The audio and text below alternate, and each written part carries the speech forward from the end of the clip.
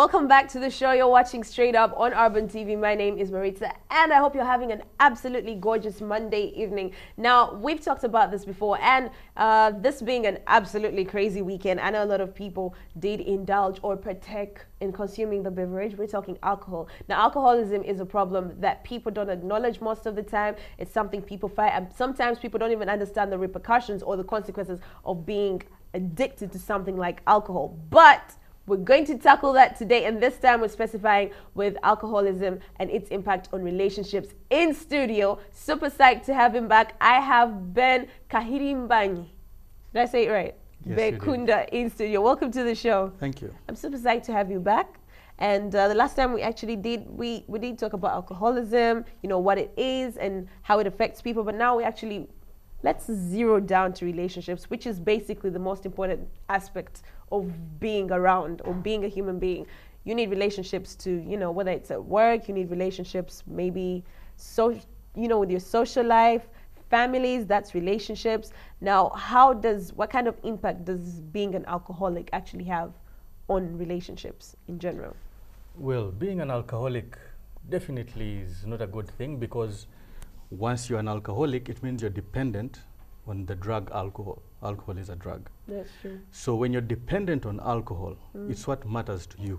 Yes. So when alcohol is the only thing that matters to you, how will your relationship thrive in any way? Because there is nothing about anyone but alcohol in your life. But that's the same thing with, I think, different aspects in different things with our life. There's people whose lives literally revolve around money, and you know, money matters to them, but somehow their relationships still stand.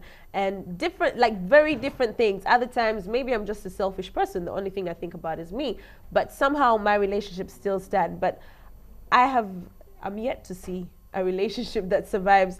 An alcoholic's relationships survive. Like, eventually people just fall off.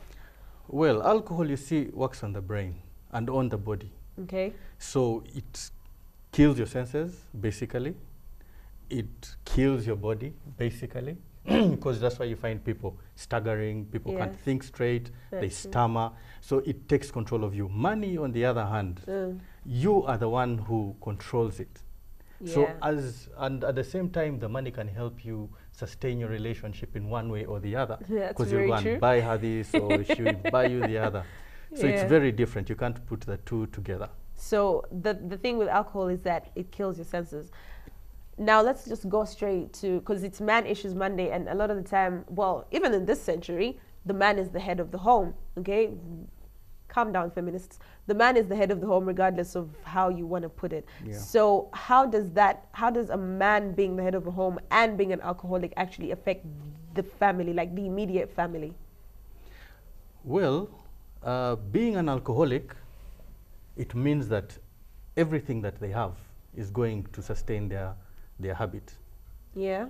The money they make, if they make any, that is, is going to buy alcohol. Spend it on alcohol.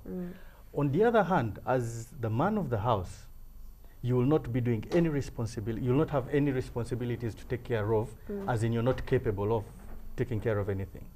You're always drunk. That is what an alcoholic is. Yes? Someone who abuses alcohol, who is on their way usually to, that is when someone is on their way to becoming an alcoholic.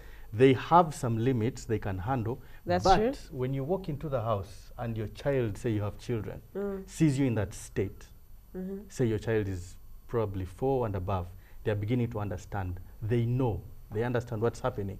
They know you're not sober. They know you're not sober. They can understand that you're doing a bad thing. You come in quarreling. That is affecting them. You're teaching them something. Yeah. And that's the time when they are learning. And so that's just with the kids. And then with the wife? With the wife, well, number one, there is the smell if she doesn't drink, for instance. Okay. Usually it's a repulsive smell. That's true. Number two, she's not enjoying.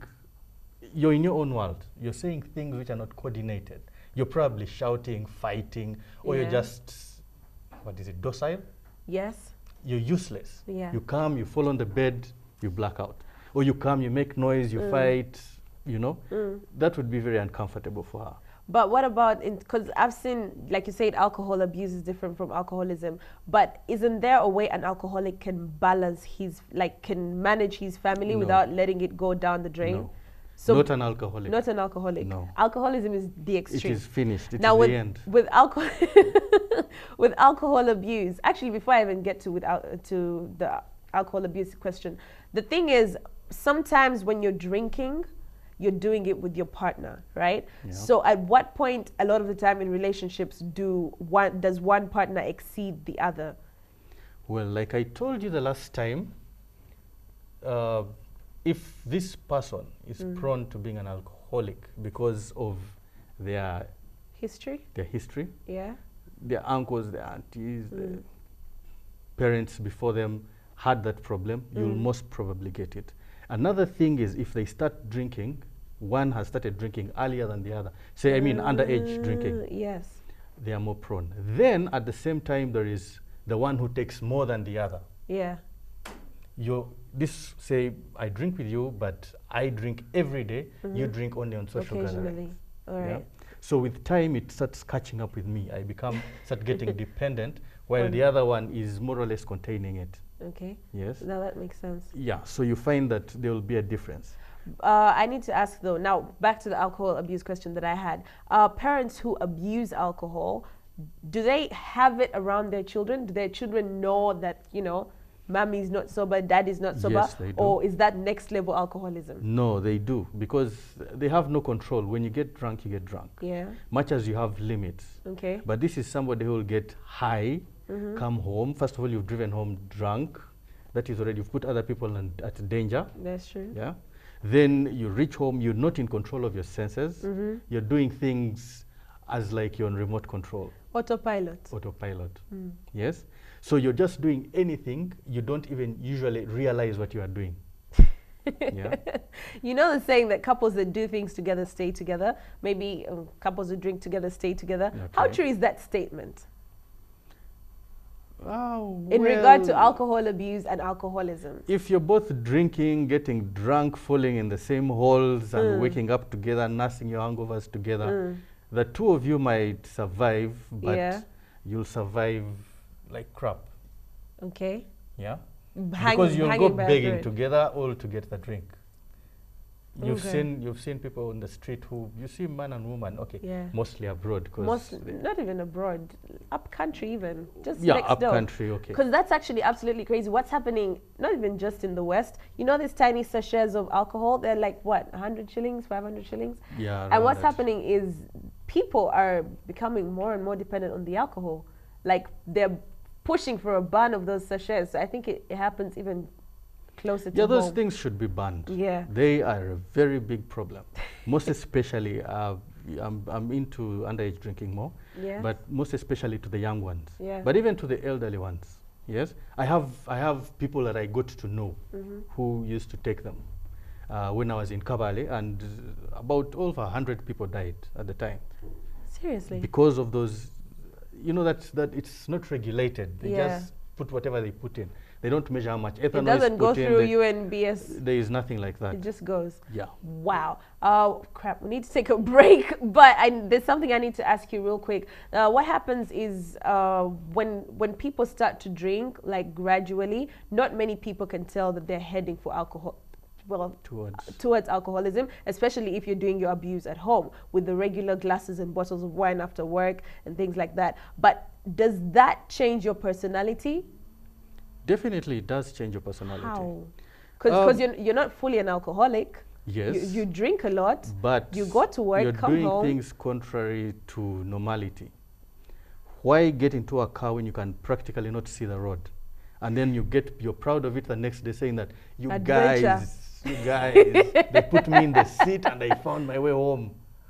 You get what I mean? Yeah. You've survived accidents, you've survived, other people have survived you killing them or hurting them or something like that. But you see, it's the mind distorted. And it builds, like the way you say it right now, it's like a confidence boost. Yes, people are proud of such acts. Yeah. That I can be so drunk, but I wake up and go to work in the morning. All right, let's take a quick break. When we get back, Ben is still going to get into this situation with alcoholism and relationships. That's coming up. You're watching Straight Up on Urban TV. Don't go anywhere. We'll be right back. Aye.